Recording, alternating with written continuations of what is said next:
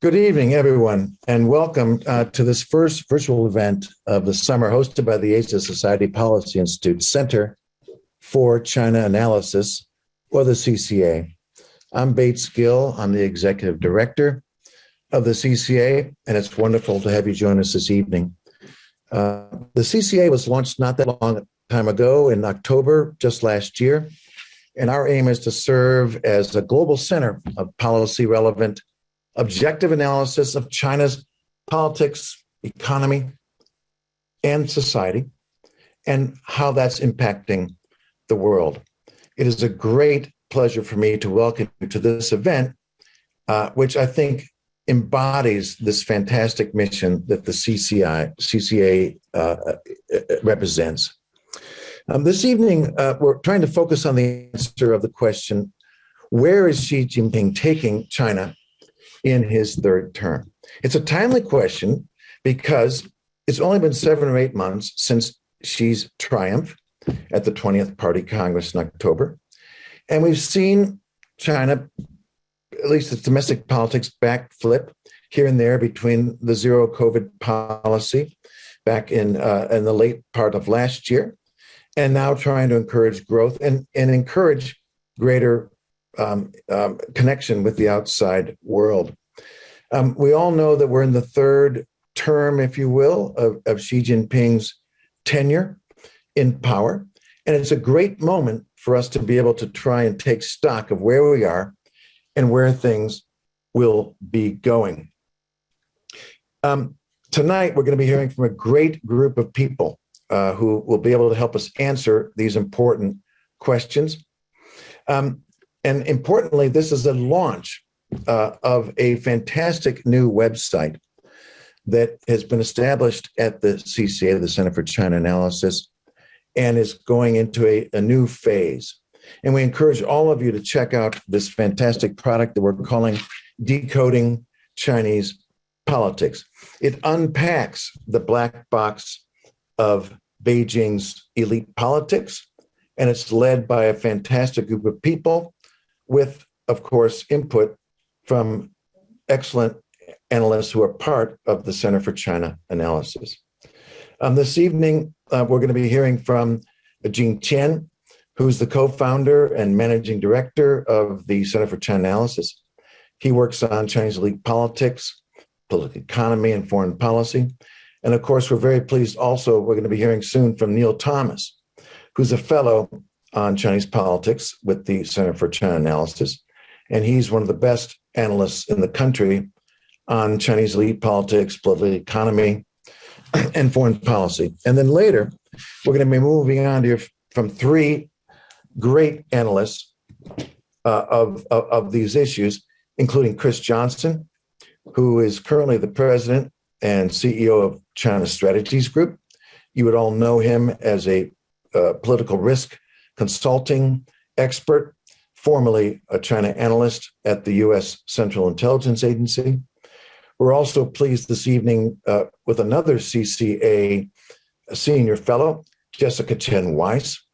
She's the Michael J. Zak Professor for China and Asia Pacific Studies in the Department of Government at Cornell University, and was recently senior advisor in the policy planning department of the U.S. Department of State. And we're also going to be hearing from Wu Guoguang, who is a senior research scholar at the Stanford Center on China's Economy and Institutions at Stanford University, and will be remembered by many as formerly part of China's Central Political Reform Group under the former Premier Zhao Ziyang. Also, we're very, very happy to be joined by another CCA senior fellow, the great Susie Jakes, who is editor-in-chief and managing director of the Asia Society's China File platform. Couldn't think of a better group of people who could be talking to us not only about Chinese elite politics, but to help this audience really get a grasp of what we are offering with this website, the new Decoding Chinese Politics website. And looking forward to the conversation, I am now turning over the floor to my colleague and friend, changing. Jing? Thank you, Bates, my friend. Thank you very much for a very kind introduction. And thank you again all for joining us at the relaunch of the Decoding Chinese Politics, which, as Bates alluded, was updated from the Decoding 20th Parties Congress product. So we call this Decoding 1.5. This is the first major product that our Center for China Analysis has put out. And very glad to report it is so far the most visited webpage that of all that H-Side Policy Institute has produced so far. I do want to focus my 3 to 4 minutes remarks today on our why we're doing this, the methodology of it. Then I turn to my colleague Neil Thoms to introduce what's in the new website. Then, as Bates said, the discussion. Personal arrangements is one of the most visible, reliable, and sustainably available set of data of public information from China. It reflects the making of elites, but also the allocation among elites in China. The making of elites and allocation of power could inform us the dynamics of the politics in the party state of China, but also indicating the directions of policy making. So with that mindset, we're actually practicing the Asian Society's mission of navigating shared future. We try to put that into action by decoding the black box of Chinese politics to help us navigate. With our limited understanding and imperfect knowledge, we try to provide some mapping and directions. But exactly because our limit, I want to emphasize, we built this semi-Wikipedia style of platform that is open for all to use, but more importantly, open for all to put inputs and feedback to improve together. We have received inquiries and contributions from all over the world. Thank you all for that. Please keep them coming. Only with more tea leaves, we could make you a better cup of tea. As a policy institute, we often are asked by our patients who are dealing with China, who should I look for to understand the future of Chinese economy better? Which agency, which ministry, which think tank? Who should I talk to who's in charge of China's technological policy or has most authoritative interpretive power? Who should I deal with if I try to work with China on specific issues on climate and public health? So what we did is trying to build a series of whales, as you can see, in the key policy areas to map not only the formal institutions, the key individuals, but also the informal network and the personal political connections. As you know, all of those shape the policy making and policy implementation. And a very glad report, we're actually expanding our existing 8 main policy areas, plus a top leadership analysis with very generous support from Rockefeller Foundation, for which we're very thankful.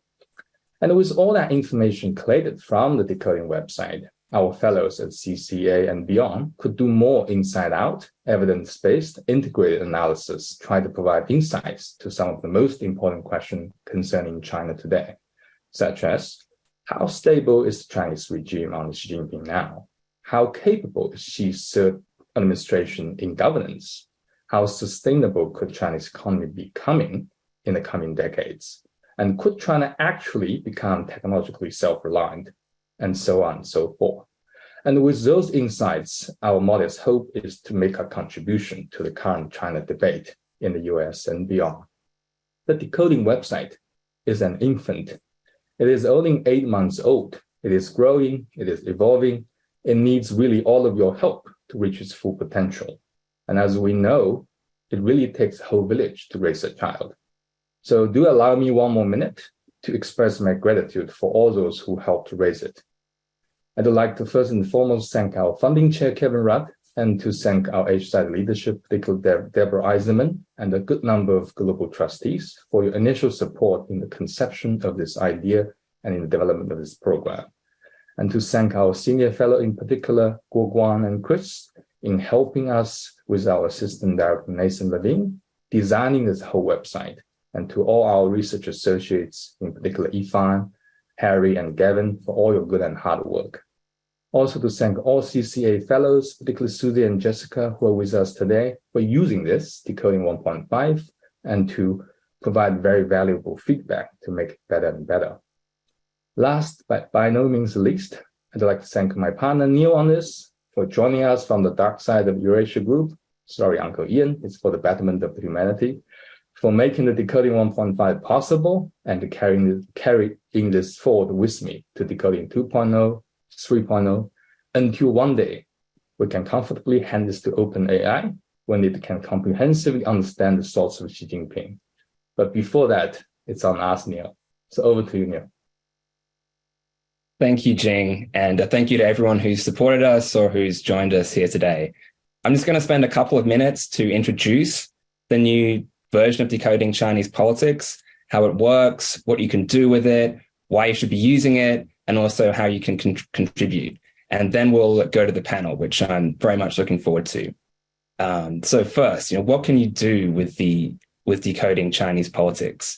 I have a slide that I'm just going to share on the screen now, which helps to show you what it looks like when you go on the website. The website's right there at the bottom in the bold big type. So if you look at the top left image, that shows the homepage, which is a wheel that presents the top institutions and the top leaders of Chinese politics and the connections between them. And we have that wheel for the institutions and the people, not just in the top leadership, but if you use the left-hand side menu, you can find that same analogous thing for 8 specific policy areas: security, military, technology, the economy, foreign affairs, and many others. If you look at the top right image here, that shows what happens when you click on one of those circles in the wheel, which represents a particular leader. You see their connections to other people in that wheel, you see a short bio, and you see their career and demographic data. Then the bottom center image behind the other two shows what happens when you click or hover over the lines that connect different people in the wheel. You see the nature of their professional, personal, or educational connections. And below the wheel, there's an essay that analyzes the key institutions, the key personnel, and the key policy themes for each of those different areas, as well as the top leadership. So that's all looks really cool, but why should you be using Decoding Chinese Politics?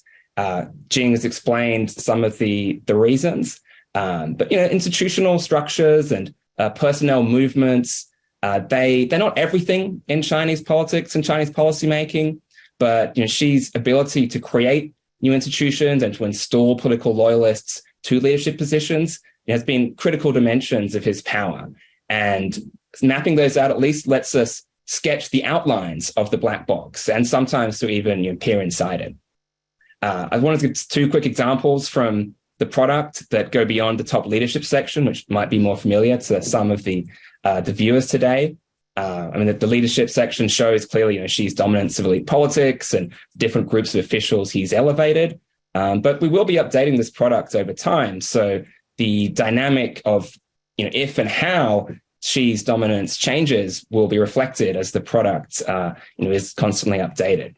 But a couple of other examples. First, you can see in the foreign affairs section that a lot of the bureaucratic leaders there come from a background in European affairs and have worked with each other in European or British embassies, which appears to reflect a level of shifting focus in Chinese diplomacy from the United States, which is proving increasingly difficult and maybe even have been given up on, to Europe as kind of a central crux of geopolitical competition. And second, you can see in the economy and finance sections that many of the top policy officials there are still proteges of Liu He, who may have retired, but the technocrats who kind of help craft and support his supply side structural reform agenda remain in place and are even being elevated. So thirdly and finally, how can you contribute to Decoding Chinese Politics? I want to emphasize again, like Jing said, this is a collective enterprise that draws on the work of a lot of people, and we really want to extend it as a resource, an interactive resource with the broader China Watching community. And it's a living product. So we're going to continue updating it as we continue our own research into the Chinese leadership, as new personnel movements are announced, and as we continue to add new policy areas to the product. So we welcome tips, ideas, or indeed corrections to the product as well. If you go to the website, there's an email address there for you to get in touch with us. So we welcome your feedback. And I hope that you all find Decoding Chinese Politics to be a valuable resource. And with that, I'll turn the floor over to Susan Jakes to begin the panel discussion.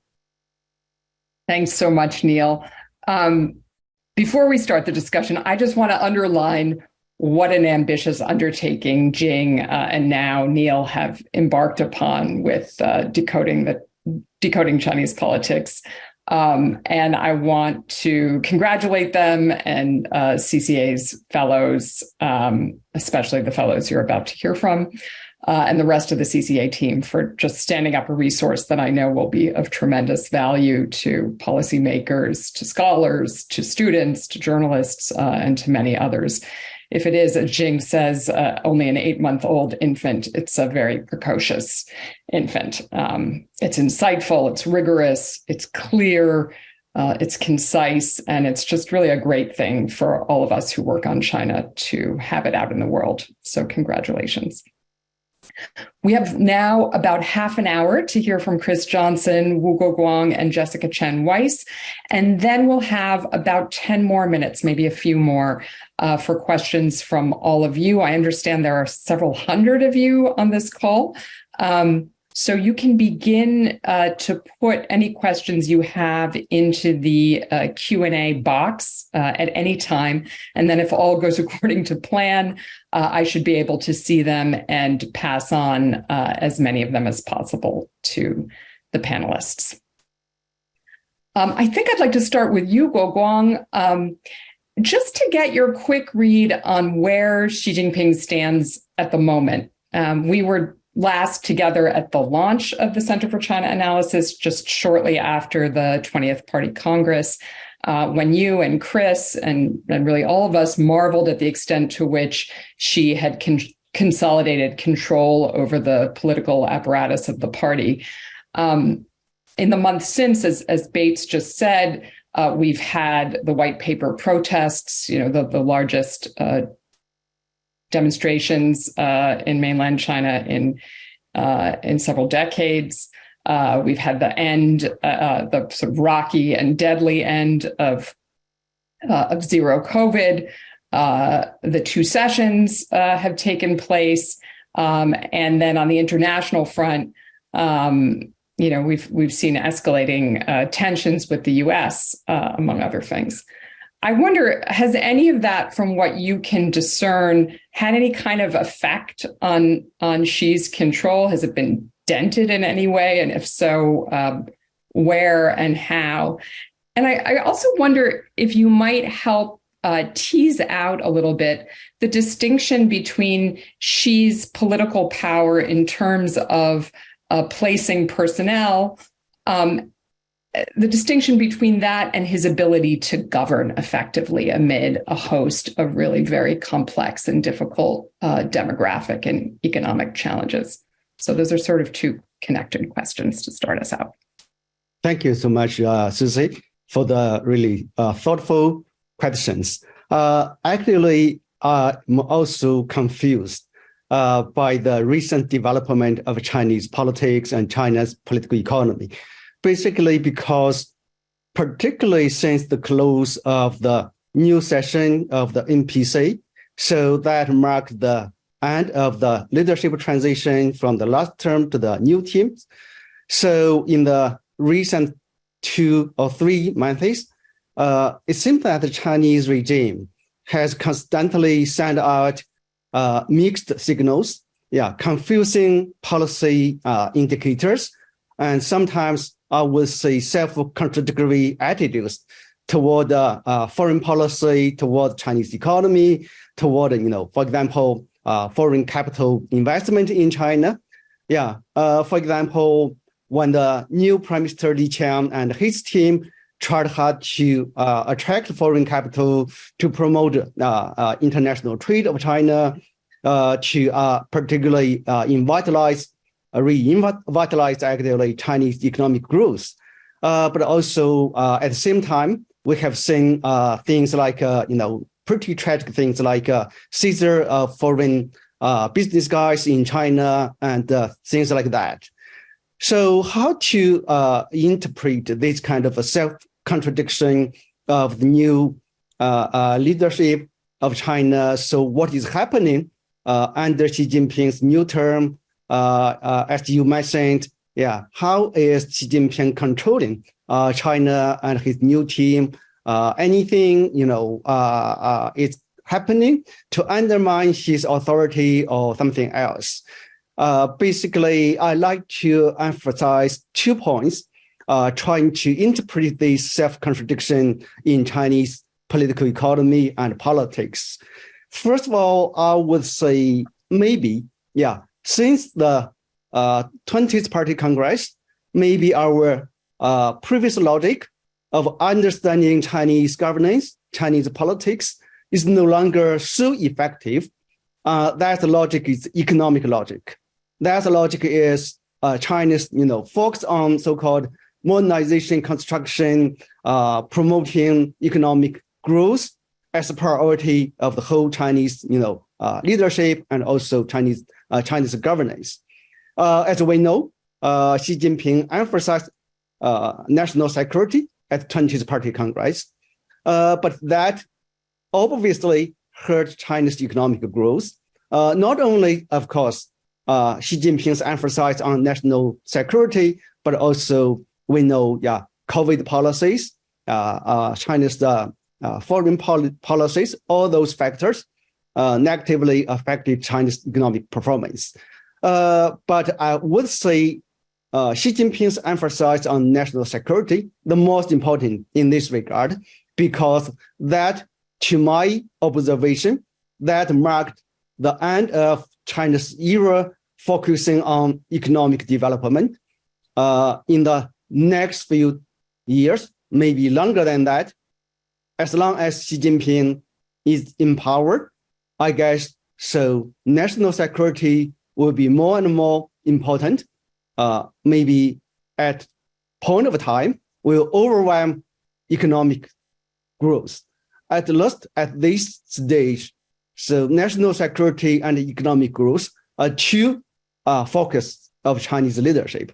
So when you have 2 focuses, you have to make some kind of, trade-off balance things, that's really difficult, I think, for the Chinese leadership. So that's why when we see series of not really policies, but effort actively trying to improve economic performance, but at the same time, Xi Jinping, as last week or before the last week, called new meeting of the National Security Commission, and it constantly emphasized national security. So when economic growth can support China's national security consideration, of course, that would be good for the CCP. But when there is contradiction, I guess economic growth will be put second to national security, and national security will be highly prioritized. So we, in the past several decades, followed market logic, economic logic to understand the Chinese politics. It seems that under Xi Jinping, the new logic is emerging. In the 3rd term of Xi Jinping's, we don't know how long, governance of China, it seems that the new logic will become clearer and clearer. The second point I'd like to talk about actively for decoding China's self-contradictory policies, particularly regarding economic development and domestic governance, also relevant to China's foreign relations. I guess, something about, as Jing mentioned, personnel as politics, leadership, composition as, major political game we could observe at the stage of Zhongnanhai actively. So we know the State Council, is in charge of China's economic development. But it seems that even new Prime Minister Li Qiang is named as, number 2 leader, only second to Xi Jinping himself. But it seems that he's not real number 2 leader, because we can't really find evidence to support observation that Li Qiang is number 1 among all those colleagues, only second to Xi Jinping. So that means with those other senior leaders, Li Qiang is almost equal to other guys. And particularly when Xi Jinping emphasizes the Chinese Communist Party is in leadership of everything, so the central secretariat of the Central Committee of the CCP is, of course, it has been always powerful, but it has been, it becomes even more powerful than before. Also from the composition of the leadership of the National Security Commission, we can find that. Previously, in the last term of Xi Jinping, number one guy of the Central Secretariat was not any leader of a National Security Commission. But this time, we saw a number of deputy directors. Yeah, Xi Jinping, of course, is director or chairman of this council, this commission. Then we saw those names like Li Qiang and, then Cai Qi. So number one of the Central Secretariat. So when Cai Qi is so powerful, actually, I feel some kind of thing being happened. Something like, competition between Cai Qi and Li Qiang, because the party is so powerful. So even Li Qiang is number two nominally, but Cai Qi can be in charge of everything.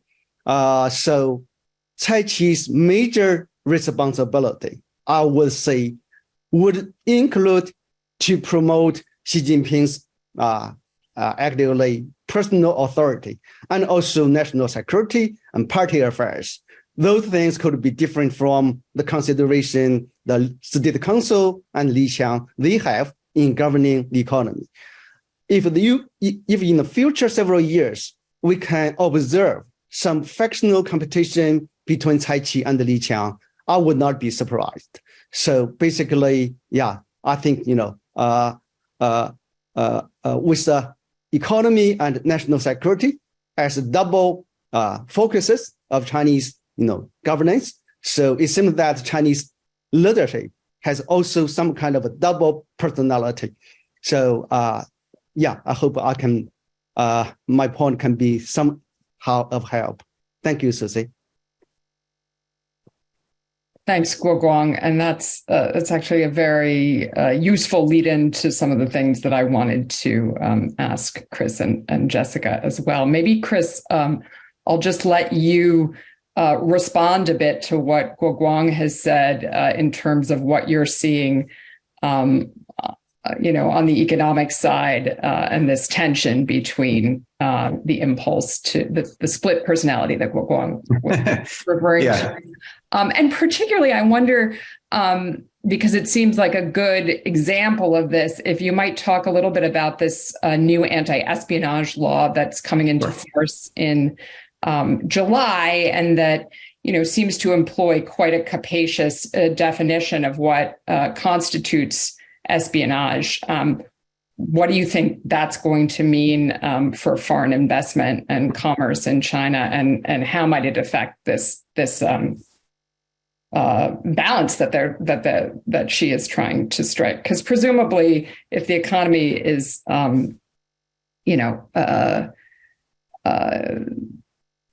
in the toilet, that's not good for national security either. So. Correct. Well, thanks, Susie, and very good to hear Guoguang's views. I agree with a lot of what he had to say. I think, I'm just back on the ground from China, and it was the first time there, obviously, in some time. And several things were sort of brought home. One of them, of course, is just things you notice. So on arrival, the Beijing Capital Airport, which whenever I would visit in the past was teeming, was absolutely empty. I mean, you could have shot a cannon through there and not hit anyone. 3/4 of the stores were closed. On my departure, the big board, as you would see in any airport, had like 9 flights on it instead of its usual 90. So, you can see they're still sort of coming out of the overhang, I guess, from zero COVID. I would say I agree with Guoguang's view about, this sort of tension between national security and development. I guess my view is that has been the central tension pretty much since the new leadership team came into office, and we saw it start really with the Central Economic Work Conference in December, where on the one hand, they're saying we're open for business and it's growth, growth, growth, and love you private sector, domestic, love you foreign investor, please come. And on the other hand, they're talking about self-sufficiency and technology, food security, energy security, hardening the economy against U.S. suppression and encirclement and so on, as Xi Jinping said in his remarks on the margins of the Lianghui, the national legislative session.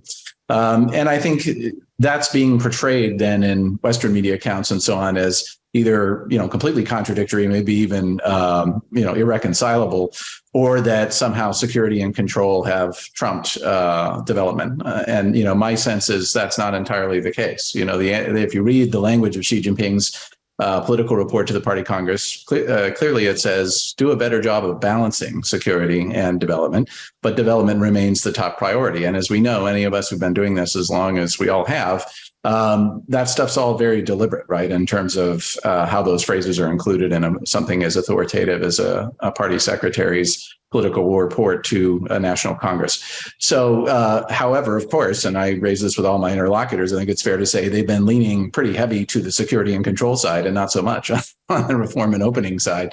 My sense is, they're working on a policy package. I would expect that we will see them hold the National Financial Work Conference that they normally would have held last year in the run-up to a party Congress, which they did not, in part, I think, because they had already made the decision to embark upon this very significant reorganization of the government and party structures. And therefore, it wouldn't have made sense to hold such a meeting until those were up and running. And then, of course, we'll have the traditional third plenum of the 20th Party Congress in the fall, which is typically where, if they're going to show some leg on reform policies, especially the operational side of reforms, that is when they would intend to do so. So, when my clients ask me with regard to this message about we're open for business, is it real? I always tell them, well, I can't say for sure, but I don't think we'll have long to find out. In other words, if we see the National Financial Work Conference and we see the third plenum and we're not starting to see some pretty interesting looking things, from that point of view, then I think we've got a problem in terms of how that is all functioning. So I think it's important. What are some of the specific signals that you would want to see? Well, one of the interesting things is that obviously with basically the death of the property sector in China, and all of my interlocutors were very clear that it's never going to be what it was in terms of the engine of growth that it has been for so many years. The obvious answer is they need an alternative store of value for all that Chinese savings, right? That's occurring on a regular basis. And now savers are hoarding ever more, than they ever have before. And the only answer clearly is to deepen China's capital markets and expand their capital markets to give that alternative store of value the opportunity to develop. And they're going to be looking for a lot of Western help. My strong sense from listening to these guys was that they're more than happy to have foreign investor cash. And obviously it helps them in a number of ways, but really what they're after is the experience. As it was put to me, the Western media narrative about these couple of new commissions overseeing the financial sector is that this is all about increasing the party's control and Xi Jinping's madman instincts and so on and so forth. And there's some truth to that in terms of party control. But I think the fundamental reason they were created was that in the U.S., one of the reasons we were able to pivot so quickly out of our 2008 housing disaster was because of the depth and sophistication of our capital markets. They do not have that in China. Not only that, they're control freaks. And so when those things sort of occur, the government steps in. So the role of the new Central Financial Commission, for example, as I understand it, is to act as an aggregator to both manage risk, but also come up with resolution of some of these challenges. My interlocutors told me several times that they're focused on what we might call a triangle of risk, right? Which is local government finances, the real estate sector, and commercial banking. And of course, they're all interrelated, right? And that's why they're a triangle in their mind. What also was striking to me, however, is the message from the center to the localities is basically, this is your problem. You're on your own. There will be no cavalry coming in. We're not going to foam the runway with loads of stimulus. You need to find new and innovative ways of growing your local economies. And of course, the localities are saying, well, we're not allowed to do land sales, so we have no money, right, to be able to do this. So these are the fundamental tensions in the system.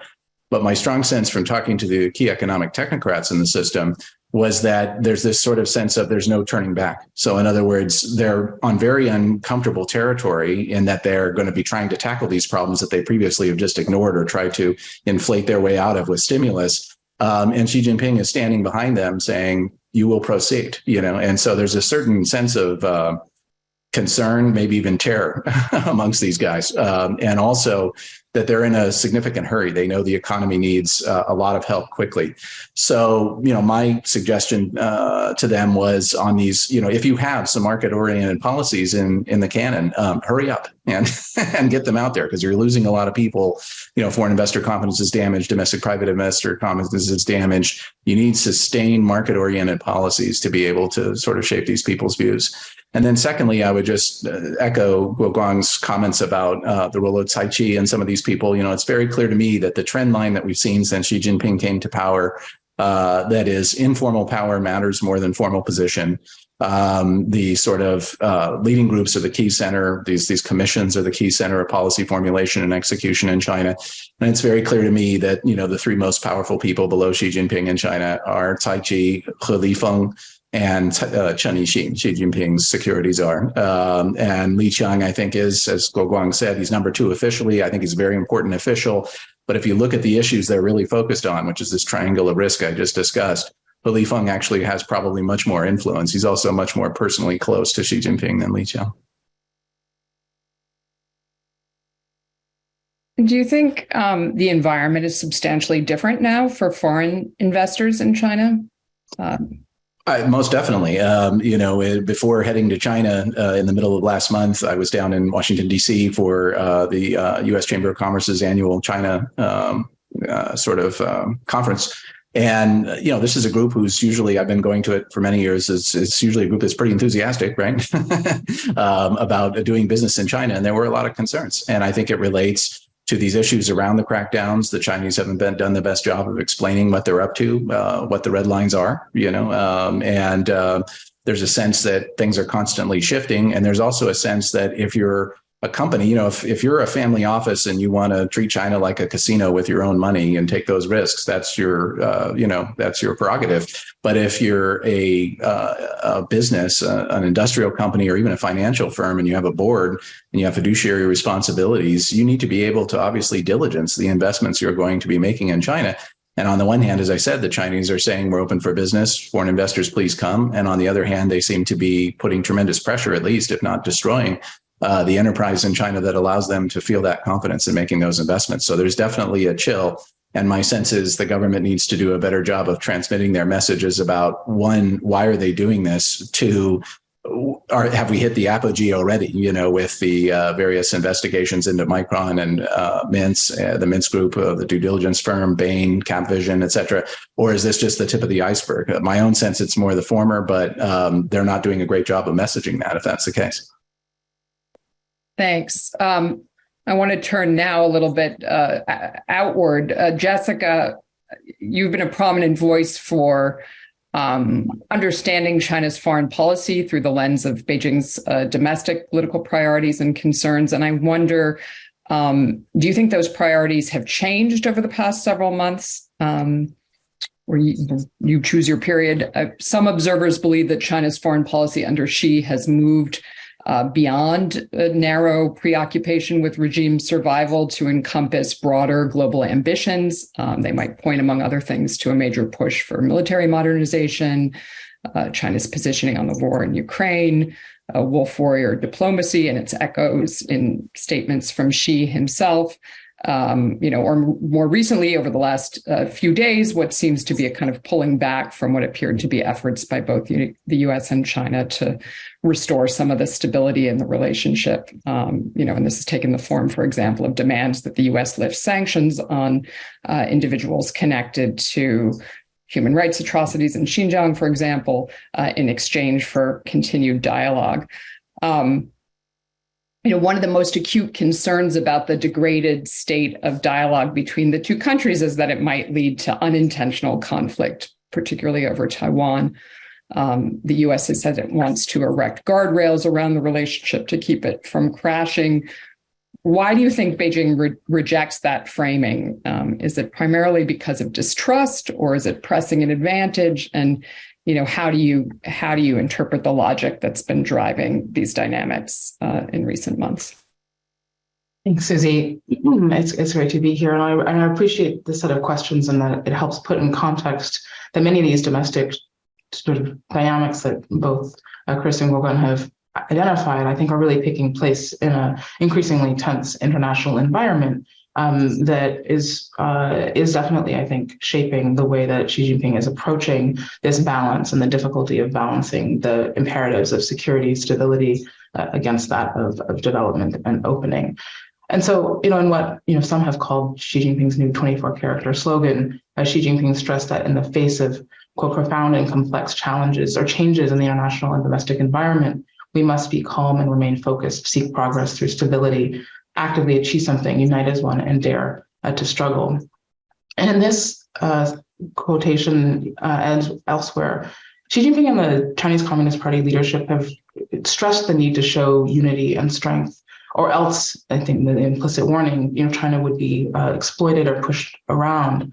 So as Foreign Minister Qin Gang has said, that kindness will be met with kindness, but when wolves gather, Chinese diplomats must, quote, dance with wolves. And so this approach, I think there's a continuity in the approach that Xi Jinping and the leadership have taken recently, which really emphasizes resolve and reciprocity. And he appears to believe that really only through this unity at home, strength and greater global leadership will the United States ultimately be forced to accept China as a major leading power on the world stage, and a more multipolar world in which China and the Chinese Communist Party are seen as legitimate and respected, equal to the United States, rather than perpetually subordinate and vulnerable.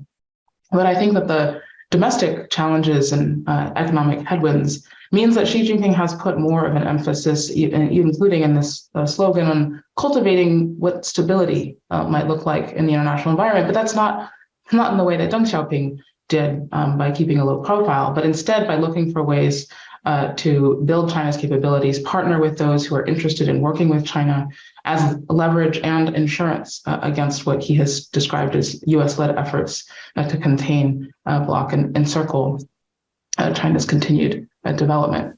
But I think it's important to note that at the same time, these domestic challenges, I don't think are likely to provoke or prompt or to even tempt Xi Jinping and the CCP leadership to seek a military conflict, for example, vis-a-vis Taiwan, either to divert attention from domestic challenges or to act before China's power peaks.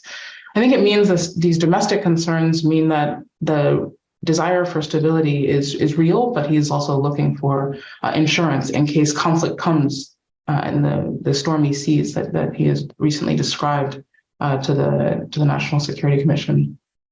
But it also means that Xi Jinping is not prepared to take punches on the chin. And in fact, I think quite to the contrary, Xi Jinping has demonstrated that he and the CCP leadership are quite comfortable accepting a greater risk. And in fact, even appearing comfortable manipulating risk is really the only way that they see to get the United States and others to heed and respect Chinese concerns. That I think helps explain these increasingly unsafe encounters between the United States military vessels and Chinese ones, one recently reported. And so I think these kinds of encounters, this is part of the trajectory that we are on, an effort to mutually back each other off, but nonetheless are heading in a very dangerous direction.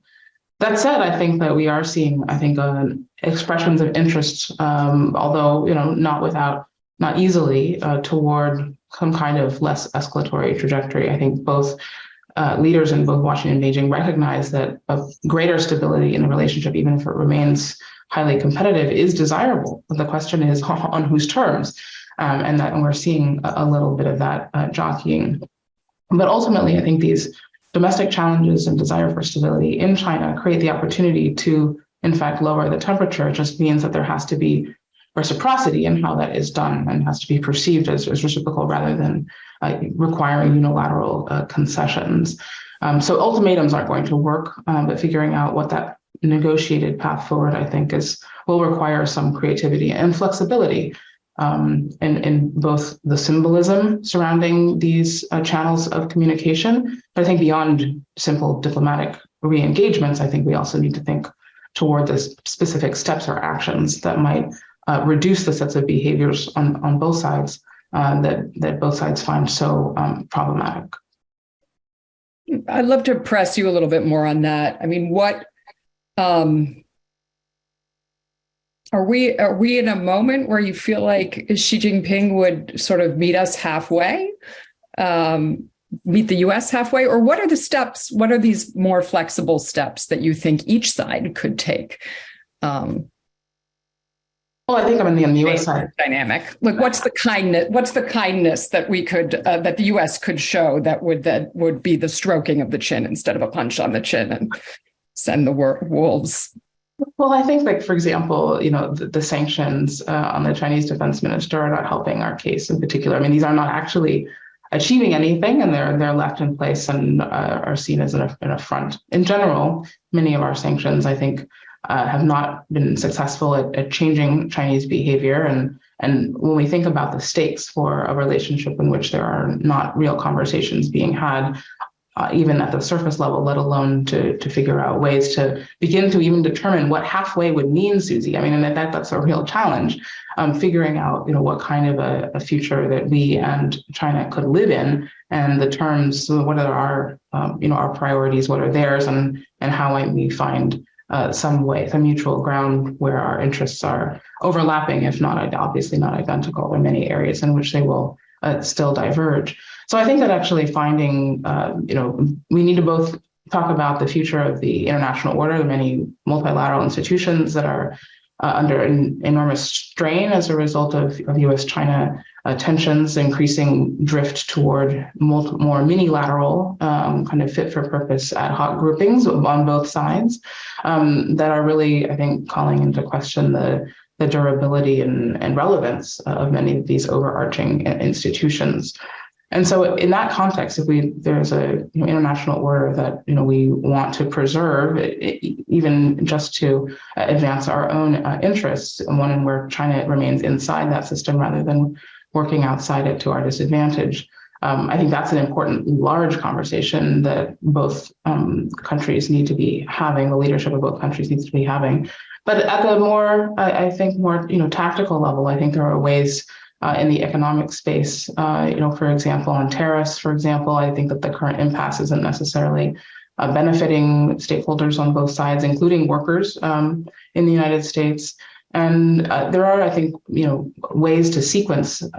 Wendy Cutler, for example, at the Asia Society Policy Institute, has put forward some ideas around how we could sequence that. I think that it's critical that we lower the tensions in and around the Taiwan Strait. We could think about the frequency of operations in the South China Sea, and then, of course, the Chinese pattern. None of these are necessarily meaningfully contributing to defense and deterrence. They are largely, many of these actions are quite symbolic. Of course, nobody's going to be giving them up. So the question is, how can this be done in a reciprocal manner to restore greater degree of stability and really reassure the region and the world that the United States and China are not on a one-way track toward some kind of confrontation or conflagration. What are some of the symbolic acts that you think China might be able to take that would be found to be truly reassuring in Washington? Do you think that's a possibility? It's very important. Sanctions on the U.S. side, but what's something that China?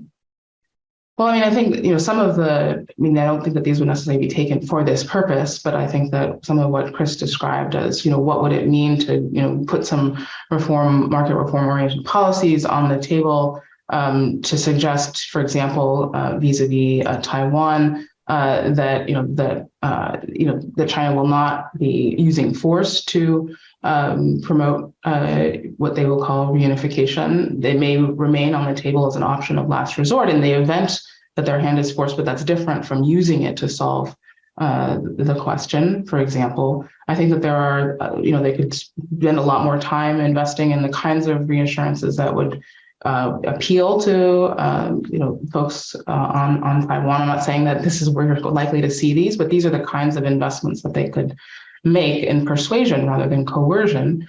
And I think, backing off some of their own, for example, the economic coercion that has proved, so galling to, for example, members of the G7 and others around the world. I think making, progress on debt relief, sort of macroeconomic stability, these kinds of things to show that China is, in fact, in its efforts to, play a greater leading role on the global stage, is willing to do things for other countries, not in part, of course, for China's own self-interest, but also has a an interest in the greater good. I think those are the kinds of efforts, and of course with vis-a-vis Russia and Ukraine. I mean, I think we're seeing signs of that. But how far and to what extent are they willing to play that kind of a role, and on what terms? Again, I think there's a lot of room for movement there. And then I think the question is, are we also then prepared to recognize and accept those if they come, right? And I think so. Part of what I think you're inviting us to think about generally is, what set of behaviors or words and actions from China would we constitute as reassurance, and deem them credible, as opposed to, for example, just a facade? Because to the extent that there is nothing that Beijing could do that would alter our behavior in turn, then that, I think, unfortunately validates the arguments of those in China that are pretty much fatalistically resigned to ever worse relations. So I appreciate the question, and I'd like us to all think harder about what that might look like. All right, I think we just have a few minutes left, and it looks like there are a few questions from the audience. One of which, Jessica, is, when should we expect Jessica Chen Weiss's new book, A World Safe for Autocracy, ? The Domestic Politics of China's Foreign Policy, to be published? Thank you for that. And I thought, well, maybe when I'm not doing panels like this, I will continue to be working assiduously on it, but next year sometime. Okay. Just a few, these are all great questions that I'm seeing here. A couple of them are short, so I'm going to just chuck them out and let you all respond. Somebody asks, an anonymous attendee, what influence does Wang Yi have on China's foreign policy? Anyone want to take that? I'm happy to take a stab at it. My sense is this is something, as Jessica was highlighting, how we have to think creatively, in terms of how we're going to manage these dialogues going forward. I mean, obviously, Wang Yi is China's top diplomat. So he, in terms of day-to-day operational matters, he has a significant amount of influence.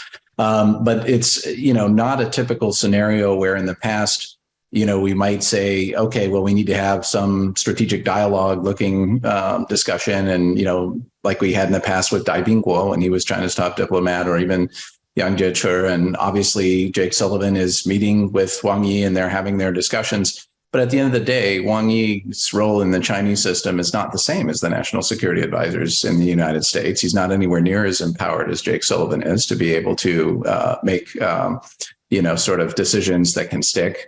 He has his talking points from Xi Jinping. And so my sense is, to some of the discussion we had earlier, we need to think about who are the people in the Chinese system who have actual swag with the leader, right? With whom we can have some sort of dialogue, and how can we think creatively on our side as to who our equivalent would be. So in my personal opinion, we should try to establish some sort of dialogue with somebody like Cai Chi. It's very unusual given the role that he's currently playing, but he's somebody who spent a lot of time in the National Security Commission early in its days. He was in the general office of that body, so he has some sense of those national security issues. As Guo Guang said, he's now in a more senior role on that body. I think we have to increasingly say to ourselves, we keep the regular channels of discussion open. And obviously, Secretary Blinken speaks to his counterpart, the foreign minister, and Wang Yi if he can. But we also have to think creatively and how we might engage in some quiet diplomacy with the people on each side who are closest to the top leader in the two systems, because I think that's really what's going to move the dial in terms of improving the relationship. All right, it looks like we have sort of two groups of questions from the audience, so I'm going to try to kind of smush them together a bit, and then we have time, I think, for about two of them. So one are the sort of more optimistic questions. Somebody asks, and this sort of is in reference to your discussion of local government, Chris, and some things that Jessica said, but to what extent can subnational trade and diplomacy assist in lowering the temperature? The audience member asks, it seems Chinese provincial leaders are interested in restarting subnational relationships and boosting two-way trade after the pandemic. But U.S. state-level politicians see nothing but political risk in engaging with their provincial-level counterparts in China. What are the panelists' thoughts on subnational relations in this dicey environment? So I have a couple of thoughts. First, I don't think that they will be sufficient to lower the temperature. However, I do think that they constitute one of many channels through which Americans and Chinese can better understand what is even going on in the other country and what are the many different interests below the kind of national level rhetoric that do constitute the interests on both sides. That said, I think that in order for these kinds of trade and especially trade and less on the diplomacy side, I think for these to remain or even become robust, I think that we need to right size the conversation around what these commercial ties, subnational or otherwise, how they figure into the broader conversation around security, because I think largely they have been seen as either orthogonal to or irrelevant to, like they are a hindrance rather than a potential source of restraint, frankly. As I think about Xi Jinping's ambitions for rejuvenation, one of the paths lies through things like reunification and what he'll call reunification, and the other is through modernization. And to the extent that the economic ties, not just to the United States, but to the world more generally provide a source of energy and dynamism in the Chinese economy, I think that that's a good thing insofar as it gives him another leg to continue to stand on. And when if that leg should be closed off preemptively because politicians are worried about excess vulnerability, or even just the taint of even dealing with China is like not politically acceptable, then you really, I think, left the Beijing with basically fewer and fewer options for achieving their visions of rejuvenation that look that remain peaceable, right, as opposed to emphasizing territorial integrity and these other forms of greatness. Thanks. That's great.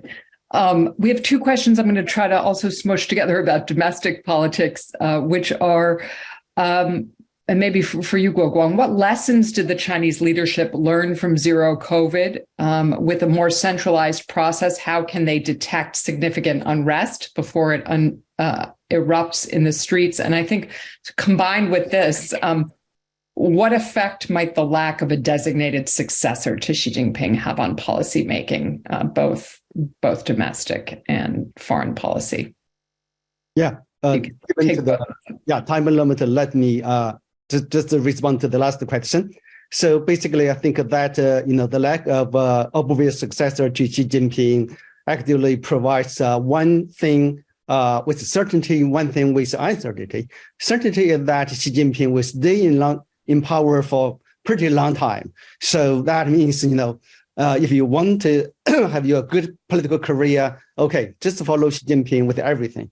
And uncertainty is that because that means, no obvious successor, and these will intensify factional competition for the post-Xi politics. So, yeah. Okay, it looks like we have time for just one more. And this is a good one. It's often stated that there's a rivalry within the Chinese Communist Party's leadership between those advocating a kind of hard line and those favoring reform. How, if at all, has this dynamic changed during Xi Jinping's tenure? That might also be for you, Guoguang, but any of you can take it. It's actually, there are two different approaches to talk about the Chinese CCP factional politics. One perspective is based on is view actually faction as this kind of, as you describe, okay, policy differences, conservatives or reformers. Another approach is actually based on, to interpret factionalism based on patriarchal connections, intrapersonal networks. I guess, since the last, since Tiananmen, actually, in the last more than 30 years, the first approach, I guess, is no longer so effective to interpret Chinese factionalism.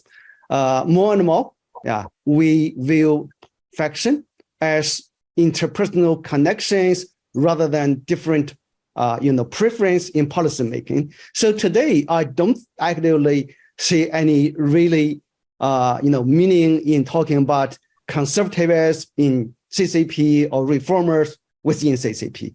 Yeah, so basically only personal connections, they work, I think. Let me put a fine point on that by saying there is only one faction, Xi Jinping's faction. That was very clear in my time there. And this notion that there is a liberal grouping pushing back on hardliners and so on. Xi Jinping is a hardliner. So the notion that there are these divided groups, and we saw this in the run up to the Party Congress, how, you know, a savior premier from a rival faction was going to save the Chinese economy and so on and so forth. None of this materialized. I mean, hope is not a strategy. You need to understand the animal that you confront and accept that. And unless Xi Jinping dies, he's going to be around for a good long time. And the policies we see from him now are what we should expect. And we should therefore build our strategy around that, not some vague hope that there are unnamed liberals in the system who are going to trump him at some point. And thankfully, we have the Asia Society Policy Institute Center for China Analysis to continue to guide us and enhance our vision on that perilous journey. So I just want to thank all the panelists for their very insightful comments and thank all of you for your excellent questions. I'm sorry we didn't get to more of them, but it will encourage us, I think, to organize more of these types of events in the coming months, and we hope you'll all be back to join us then. So thanks so much to all of you, and have a good evening. Thank you.